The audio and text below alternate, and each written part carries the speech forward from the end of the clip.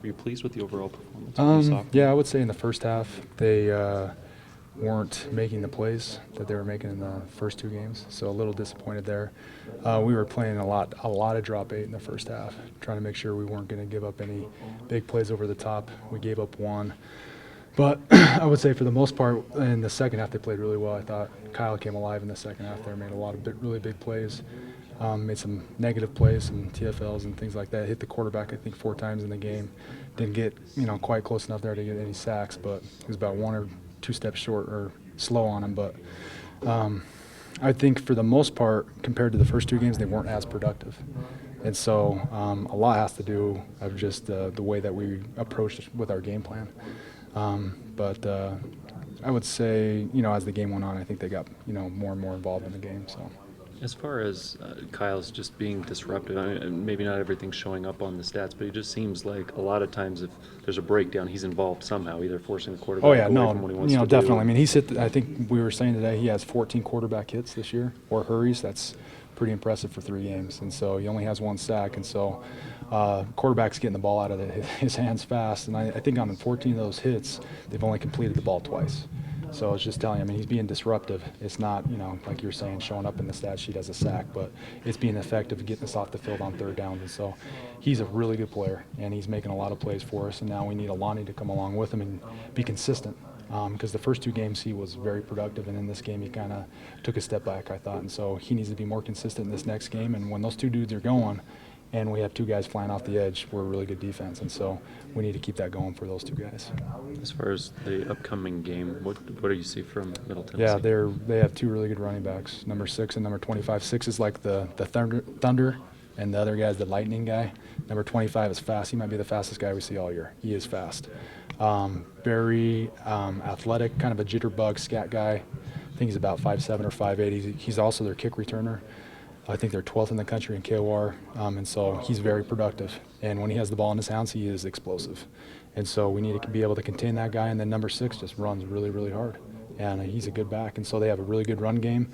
And I think their receivers are skilled. They can make plays. And their quarterback, he's thrown some picks in the first couple games, but he's able to make some plays with his arm and his leg. He's pretty athletic. And so I think they have a pretty good offense. And we cannot sleep against these guys. And I think they're coming in here to fight and to win. And, that's the bottom line. We have to be able to, fight right back at them.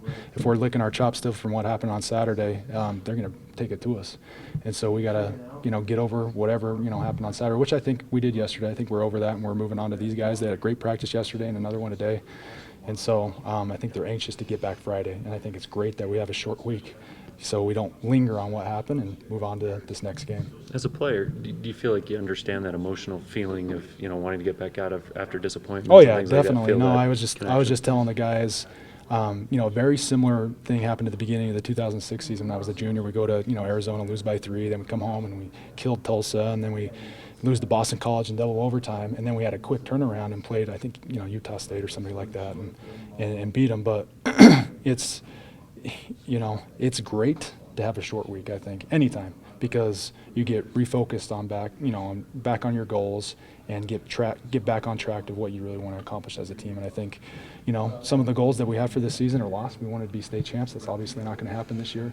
But there's some other goals that we can still reach. But we got to take one game at a time, and we got to beat Middle Tennessee State, who's going to be a good challenge for us. As far as how would you assess the special teams overall at this point?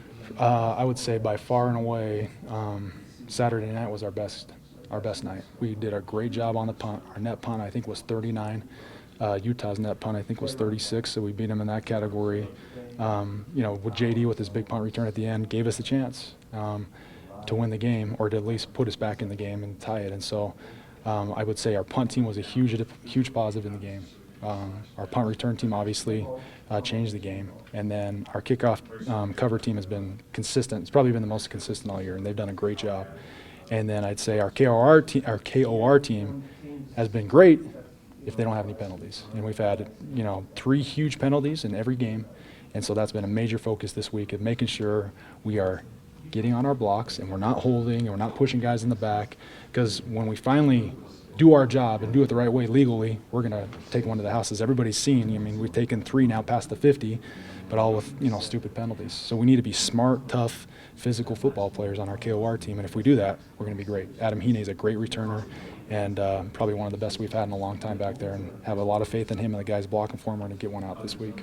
As far as when you're looking at those penalties on those big returns, have they been impact penalties, or have they been more in the a variety where if guys had just maybe paid attention to the fundamentals, you wouldn't have gotten called? And then the one that was tough that Adam took the touchdown back on, Alani got ran over, and as he was going down, he kind of just pulled the guy with him, which almost never gets called. And the guy was looking right at him, and he called it because he pulled the guy down to the ground.